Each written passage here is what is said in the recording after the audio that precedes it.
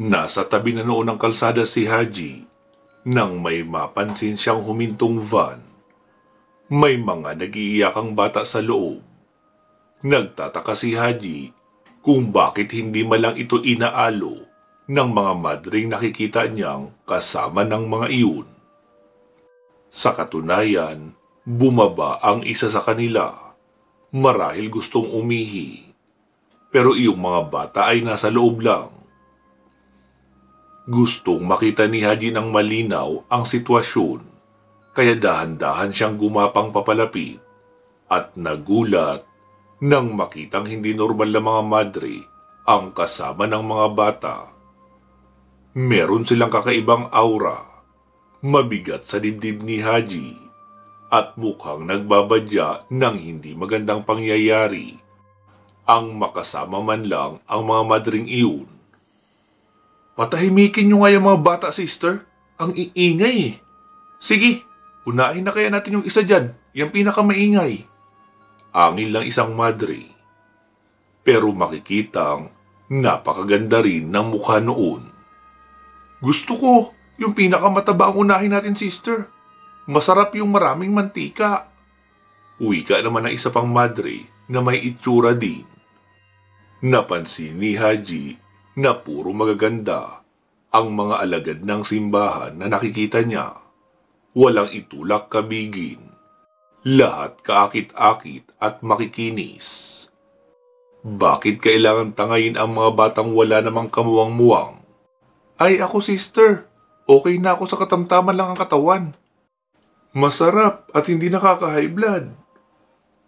Ilan lang iyon sa mga naririnig niyang pag-uusap ng mga madre kuno na nambubulyaw sa mga bata. Hindi tuloy maiwasan ni Haji ang magulat at kabahan. Ang mga bata naman sa loob ay kanya-kanyang sigaw. Tulong! Tulong! Tulungan niyo po kami! Mga kidnapper kayo! Isusumbong namin kayo sa daddy ko! Mga aswang kayo! Kumakain kayo ng mga bata! Sigaw ng mga bata sa loob. Kinilabutan si Haji sa mga narinig, kaya umigkas ang kamay niya para kuhanan ng litrato ang nasabing van. Kuhang-kuha niya ang plate number nito, maging ang papasok pa lang na madre. Ngayon, kahit pakawalan niya ang mga ito, ay pwede niyang isuplong sa mga pulis ang mga taong iyon, lalo na't mga bata pa naman ang kasama ng mga ito. Pero nang aktong lalapit siya sa van, nagliwanag ang kwintas na ibinigay sa kanya ni Lucila. Tila ba ayaw siyang palapitin sa van? Lucila, anong gagawin ko? Kailangan ko ang tulong mo. Malakas ang pakaramdam ko na nanganganib ang buhay ng mga batang iyon. Bulong niya na mahina. Siya namang pag-ring ng kanyang cellphone. Si Sian pala mangungumusta. Narinig ng mga madre ang ingay ng cellphone ni Haji, kaya naalarma ang mga ito. Putya, baka may nagbabantay dito. Dalian niyo na makauwi na tayo. Mamaya, maharang pa tayo sa daan. Angil ng isa na sa tingin ni Haji ay pinaka-leader ng mga madre. Bakit kasi huminto pa kayo dito? Paano na lang kung may makakita sa atin? Nararamdaman ko, may malakas na kauri natin ang nananahan sa lugar na ito. Bulyaw ng isa pang babae at kaagad na binuhay ang makina ng sasakyan. Nang umusad ito papalayo, walang nagawa si Haji kundi tanawin na lamang ang van na papalayo. Ni hindi niya tinangkap ang habulin ito. Gusto niyang tulungan ang mga bata, pero mag-isa lang siya. Alam niya ang kanyang limitasyon at lalong hindi niya pwedeng sugurin ang mga ito nang walang plano. Sa sitwasyon niya ngayon, kailangan niya ng kasama. Malakas ang kutob niyang mga aswang ang mga madring nakita niya. Lalo na't kanina pa nagwawala sa pagkulo ang langis na lagi niyang daladala sa bulsa. Tulirong naglakad papauwi si Haji. Kailangan kong tumawag agad sa mga pulis. Hindi ako papayag na mapahamak ang mga batang iyon. Aniya at halos takbuhin na ang daan papabalik sa rest house. Mabuti na lang, nagawa kaagad niyang makatawag sa mga pulis. Mabilis din naman silang rumisponde at hinanap ang plate number na nakuna ni Haji gamit ang kanyang kamera.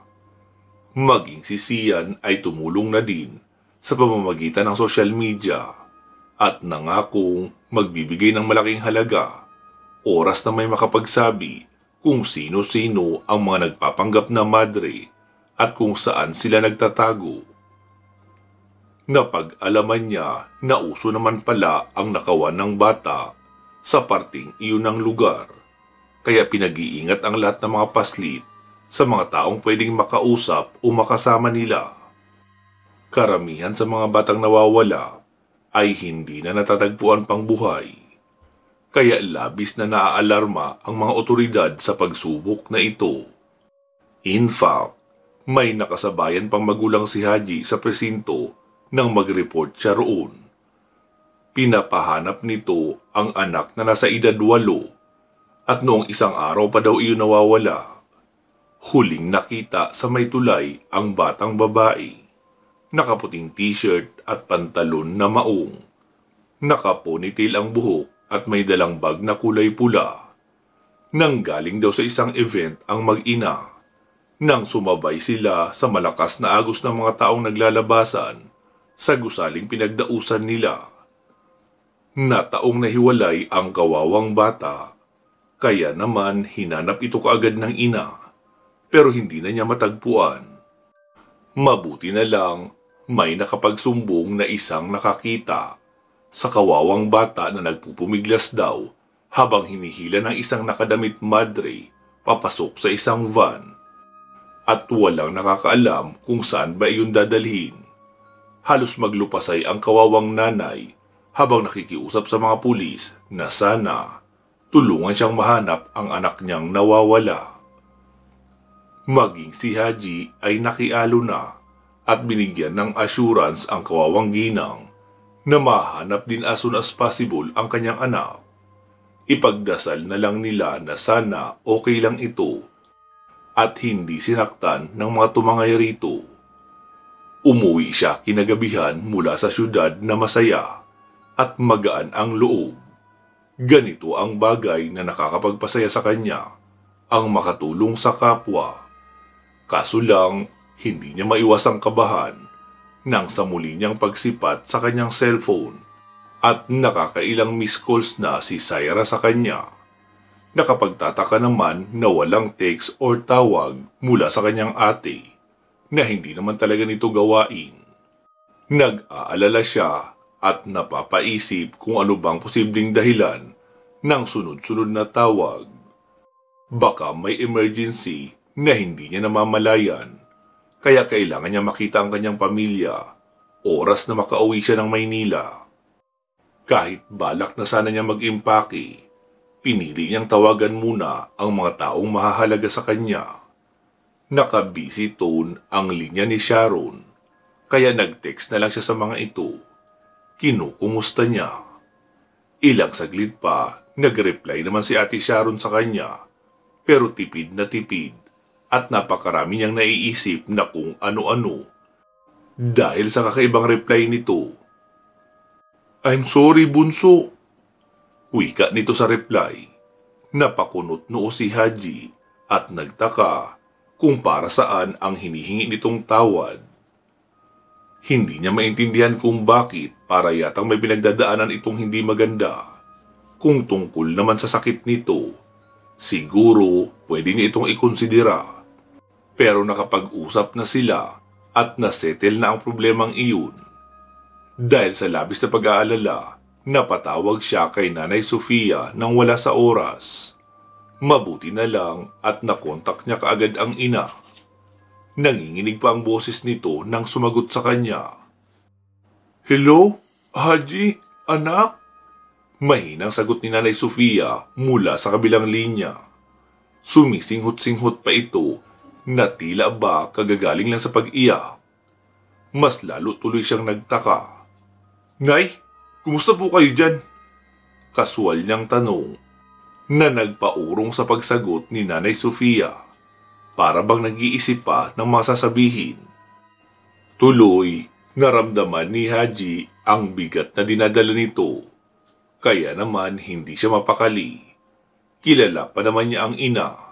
Boses pa lang nito, alam na niya kung may problema ba o wala. Nay, ayos lang po ba kayo? Si tatay po, si ate, nasaan sila? Sunod-sunod niyang tanong na mas ikinanginig ng boses ng ina. Anak, papauwi ka na ba? Sa halip ay tanong pa sa kanya ni Nanay Sofia. Hindi nito sinagot ang una niyang tanong. Mas lalong bumigat ang pakiramdam ni Haji. Nanlalamig na siya at sumasakit ang ulo. Halata na talagang may kakaibang nangyayari ngayon sa pamilya niya. Pinakaayaw pa naman niya sa lahat ay iyong kinakabahan siya at pinahuhula kung ano ba ang nangyayari sa pamilya niya. Opo, Nay. Pauwi na ako. May problema po ba? Muli niyang tanong. Butil-butil na ang pawis niya sa noo. Wala naman anak. Basta, hintayin ka na lang namin pag-uwi mo. Wika ng kanyang ina at pinatayan na siya ng linya. Mas lalong lumakas ang duda ni Haji na may nangyayari nga talagang kakaiba sa pamilya niya. Hindi niya naman matanong si Syra dahil busy din ang phone nito. Ilang beses na niya itong tinatanong pero hindi niya makontak. Wala siyang ideya kung sinasadya ba ng babae o talagang may nangyayari na hindi maganda. Halos hilahin niya tuloy ang oras hanggang sa makalapag na nga ang sinasakyan niyang eroplano sa Maynila. Hindi na siya nagpasundo pa at nagtaksi na lang patungo sa kanilang bahay. Tutal naman, hindi na kagaya ng dati na mahirap para sa kanya ang pumara. Kahit papaano, nakakatikim na din siya ng air condition na sasakyan dahil sa trabaho niya na kapag nagugustuhan ng boss niya ang bawat serbisyo ay may kalakip pang ang bonus. Sa totoo lang, hindi na kagaya ng dati ang buhay niya. Masaya at mas mariwasa na sila ngayon. Ang nanay niya na dating labandera lang, ngayon may sarili ng sari-sari store. Naisip nga niyang dagdagan ang negosyo nilang iyon kapag may pandagdag na siya sa puhunan. Balak niyang patayuan ng laundry shop ang nanay niya. Kasiyahan din naman ito ang paglalabada. Kung sa iba, naiimbyer na sa dami ng labahin, ito naman ang main source of joy ng kanyang ina. Ang makakita ng mga sinampay at mababangong sabon na magagamit. Nakangiti si Haji habang pinagmamasdan ang sinasakyang taxi na tinatahak ang kalsada papasok sa kanila. Malaki na din ang pinagbago ng kanilang barangay. Dati, puro tambay at chismosa ang makikita sa daan. Ngayon, kanya-kanya ng gimmick ang mga kapitbahay nila at may mga pakulo pa para kumita ang negosyo. May nagbabarbecue, may karinderya, may naghahalo-halo sa may tambayan. Siguro naisip na ng mga residente sa lugar nila na walang magandang maidudulot ang pagiging tamad at umaasa lang sa ayuda ng gobyerno. Obligasyon ng bawat mamamayan na gawing angat ang sariling kabuhayan kahit sa maliit na paraan. Manong, dito na lang po ako. Aniya at dumukot ng 500 peso bill sa kanyang pitaka at ibinigay sa driver. Nakangiti si Manong driver na kanina pa siya binabati at tinatawag na sir, na tila ba isa siyang balikbayan. Keep the change na po, Manong. Aniya at kinuha na ang gamit. Tuwang-tuwa naman ang driver at tinulungan pa nga siyang ibaba ang kanyang mga pinamiling pasalubong at ilang mga regalo para sa pamilya na mula kay Sian. Nako, maraming salamat po sa pasobra, sir. Uwi ka ng matandang tsuper at lumulan na sa sasakyan. Nang makaalis na ang taxi, saka pa lang nagpa siyang pumasok si Haji sa bahay nila. Dati ay wala pa itong gate, pero ngayon ay meron na. Dahil nahirapan siyang buksan ang bakal na seradura, ibababa sana niya ang pinamili.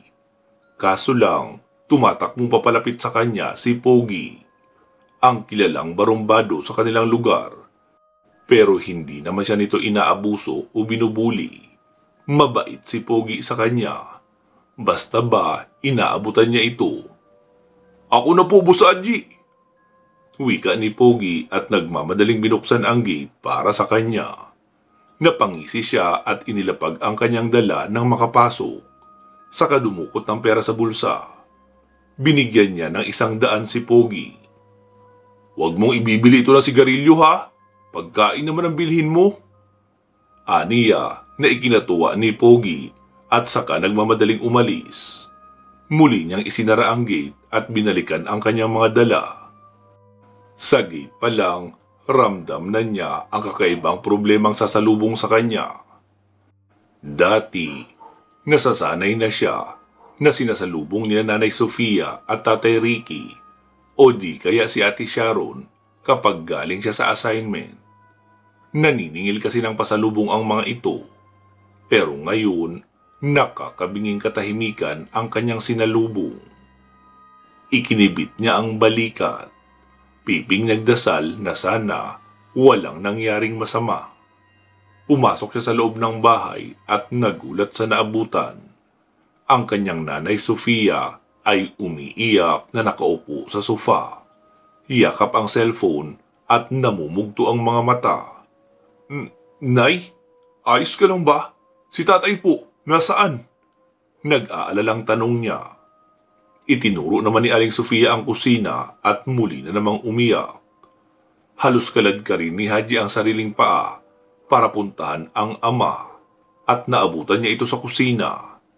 Nakaupo sa harap ng lamesa, may kasamang Jean na kinakausap nitong mag-isa.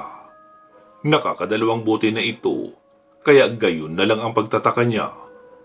"Tama na yan, Tay. Masama yan sa puso niyo, di ba? Ano bang nangyari?" Tinignan lang siya ni Mang Ricky pero hindi man lang siya sinagot. Tumulo lang ang luha nito at malungkot na yumuko. Nabaghan si Haji. Hindi ganito ang pamilya niya. Kilalang masayahin sina Aling Sofia at Mang Ricky kahit na may pinagdaraan ng problema. Pero sa itsura ng mga ito ngayon, mukhang wasak na wasak ang mga magulang niya. Hindi nakatiis na ilapag ni Haji ang kanyang mga dalang pasalubong at tinabihan si Nanay Sofia sa sofa. "Nay, ayos ka lang ba? Ano po bang nangyari?" Tanong ulit ni Haji. Mas lalong lumalakas ang kaba niya, kaya naman nanunuyo ang kanyang lalamunan. Umiyak muna saglit ang ina bago siya sinagot. "Haji, anak, ang Ate Sharon mo." Wika nito at muling humagulgol. Nagimbal si Haji sa nalaman at hindi kaagad nakapagsalita. Hindi rumihistro kaagad sa kanyang diwa ang mga sinabi ng ina. May kasintahan raw ang kanyang Ate Sharon. Bakit hindi nila alam ang bagay na ito? "Nay, totoo ba to? Bakit ngayon ko lang ito nalaman?" Hindi makapaniwala niyang tanong. Kumibot-kibot ang mga labi ni Nanay Sofia.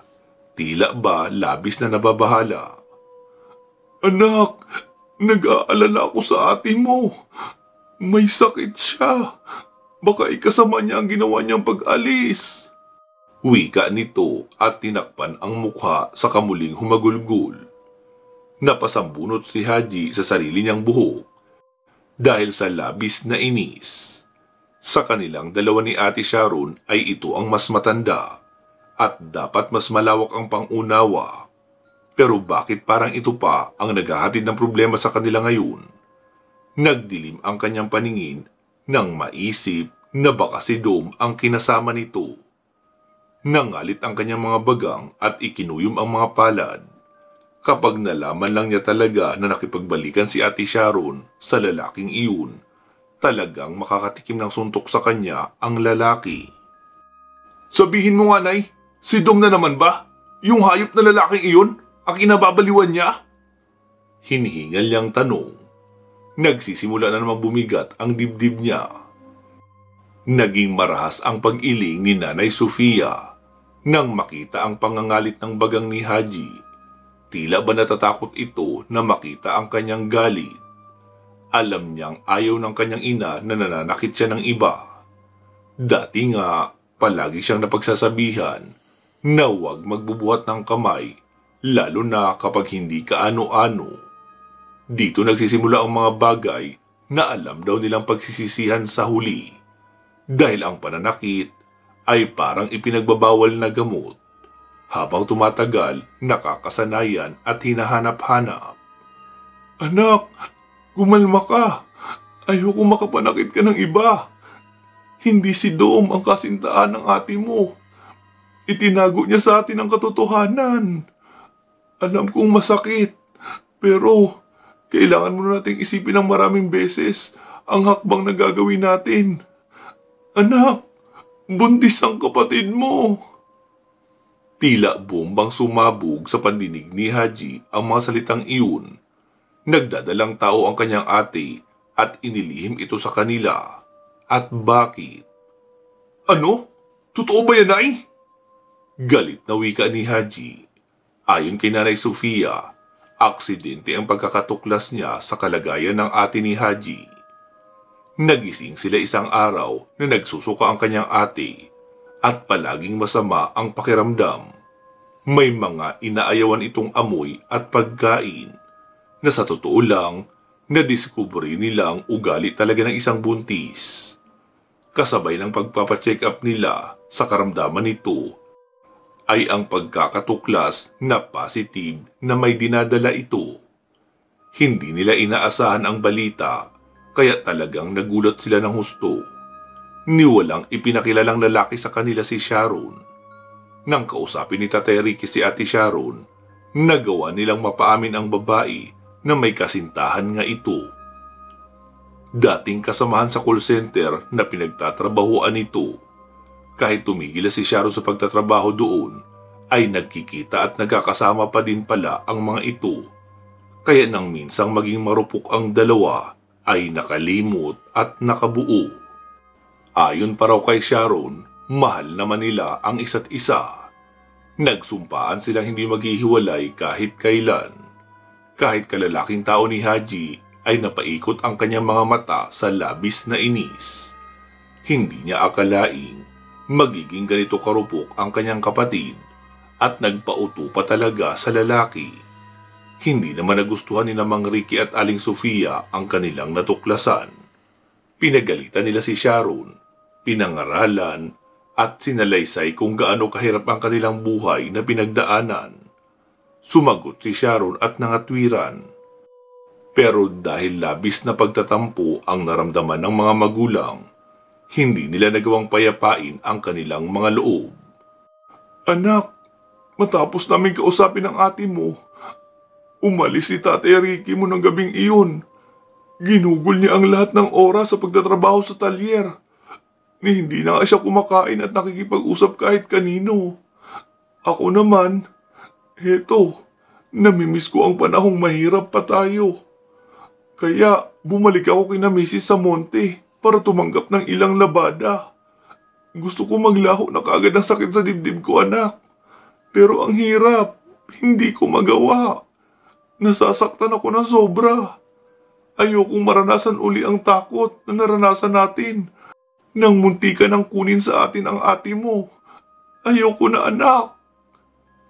Muling pumatak ang luha ni Aling Sofia. Kaya imbis na magsalita, pinili ni Haji ang manahimik. Baka kasi kapag nagsalita siya, ay nanay niya lang ang masaktan. Hindi niya kayang gawin ito sa mga magulang. Nagagalit man siya, ay hindi niya naman inaabot sa punto na pati ang mga magulang ay matatakot na sa kanya. Hindi niya akalain na magagawa pa ito ng kanyang ate. Pagkatapos ng lahat ng kanilang pinagdaanan, buong akala niya nagtanda na ito at naintindihan ang hirap ng buhay. Naaawang niyakap ng binata ang kanyang nanay. Nay, magpahinga na po kayo. Baka gusto niyong buksan ang mga pasalubong na dala ko. May dala ako dyan durian, buko pie at hopya. Kumain po kayo, Nay, at ako na ang bahala kay tatay. Sige na po. Aniya, sumigok-sigok si Nanay Sofia bago tumayo. Malungkot man pero natutuwa na din si Haji dahil nakikita niyang nakikinig naman sa kanya ang ina at sinunod ang pakiusap niya. Nilapitan niyang muli ang kanyang ama. Tay, tama na po yan. Magpahinga na po tayo. May dala akong mga pagkain. Aniya at inilayo ang jean sa lamesa. Dito pa lang siya napansin ni Tatay Ricky. Biglang umiyak ang matanda sa kanyang harapan. Nag-alala naman kaagad si Haji at inalo ang ama. Tay, kaya natin to. Nalulungkot na wika ni Haji nang makitang napakamiserable ng mukha ng kanyang ama. Bumuntong hininga siya at kumuha na lang ng tubig sa ref. Iniabot niya ito sa kanyang ama, saka naupo sa tabi nito. Ang ate Sharon mo kasi anak. Napakunot ang noo ni Haji. Kanina pa nila pinag-uusapan ang kanyang ate Sharon. Tay, may ideya ka ba kung nasaan siya? Bumuntong hininga si Tatay Ricky. Kinumpronta ko siya kahapon matapos naming matuklasan ang sitwasyon niya. Nag-aalala kami ni nanay mo anak dahil may sakit nga siya, di ba? Tapos malaman-laman namin may kasintahan pala siya at nabuntis pa. Maraming beses siyang pwedeng magsabi sa atin pero hindi niya ginawa. Umiiling si Haji. Tama naman ang tatay niya. Ano naman ngayon kung may kasintahan si Sharon? Hindi lang kasi makatarungan ang ginawang pagtatago sa lahat ng nangyayari sa kanya. Tapos malalaman nila kung kailan malala na ang problema. Kakausapin ko po si Ate Tay. Huwag ka po mag-alala. Wala ka nang makakausap anak dahil naglayas na nga si Ate Sharon mo. Nag-iwan siya ng sulat at sinabing sasama na daw siya sa kasintahan niya sa La Union. Ano pang magagawa namin? Hindi rin namin napansin noong umalis siya dahil wala kami ni nanay mo. Sinamantala niya ang pagkakataon. Nag-impake siya at umalis. Paliwanag ni Tatay Ricky na ikinasapo ng noo ni Haji. Hindi niya alam kung sa paanong dahilan sila nagkaganoon. Ang alam niya, kailangan niyang hanapin ang ate niya. Paano yan, Tay? Saan banda sa La Union? Saan natin hahanapin doon si ate? Problemado niyang wika at palakad-lakad sa kusina. Hinablot niya ang cellphone at tinawagan ang kanyang ate Sharon. Pero cannot be reached ang cellphone nito. Inis na nagpaalam siya sa kanyang ama at nagtungo sa kwarto ng kanyang ate. Malinis ang paligid at maayos pero nawawala ang mga damit nito at ibang personal na gamit. Naupo siya sa kama at malalim na nag-isip. Maya-maya pa nagring ang cellphone niya at kaagad niyang tinignan kung sino dahil baka ang ate niya na iyon. Kaso lang, nabasa niya sa screen ang pangalang Kurt. Pinili niyang sagutin ito. Pare, kumusta? Kailan ka ba libre? Bungad dito sa kanya, kaya siya tumikhim. Ayos na naman ako pare. Bakit? Kailan pala natin itutuloy ang training session mo sa self-defense? Napapikit si Haji. Napabayaan niya na ang usapan nilang iyon ni Kurt. Pare, pwede ko bang i-check muna ang mga gagawin ko sa masusunod na araw? Tumango naman si Kurt sa kabilang linya na para bang nakikita siya ni Haji. Oo naman pare. Sige, tawagan mo na lang ako kung kailan mo gustong ipagpatuloy ang session natin. Wika nito at ikinuwento na kaya pala naalala ang tungkol sa training nila dahil pansamantalang naging undercover ngayon sa isang training center si Kurt at tinitiktikan ang isang Amerikanong pinagdududahan nilang may kadil na isang sindikato. Salamat pare ha, hayaan mo, paglalaanan ko talaga ng oras yan. Aniya at pinutol na ang linya. Nagpasya siyang magpahinga saglit, saka binalikan ang kanyang mga gamit sa sala. Wala na doon ang kanyang nanay, pero naririnig niya ang boses nito sa tindahan nila na nakikipag-usap sa ibang mga suki. Ang ama niya naman ay nowhere to be found. Kaya hinablot na lang ng binata ang kanyang mahalagang gamit pati na ang kamera at dinala sa kwarto. Nagpapasalamat siya na naging smooth ang assignment niya sa Davao. At least hindi siya gaanong nahirapan. Idagdag pang masyadong accommodating si Sian at talagang inasikaso siya. Hindi magiging maayos ang pananatili ni Haji sa lugar na iyon kung hindi naging mabuti ang kanyang napuntahang kontak. Bukas na lang niya ihahatid ang assignment na nakumpleto niya sa kanyang amo. Naisip na pagtatawagan muna ang mga posibleng nakakaalam sa kinaroroonan ng kanyang ate Sharon. Kahit kasi tinext niya na ito, ay hindi pa din niya makontak ang kapatid. Naghapunan sila ng gabing iyon na tahimik at halos hindi nagkikibuan. Kahit pa nga sinabayan sila ng kanilang mga kasambahay, ay sobrang nakakabingi pa din ang katahimikan. Tila ba walang sinuman ang nais ng wasakin ang katahimikang meron sa paligid.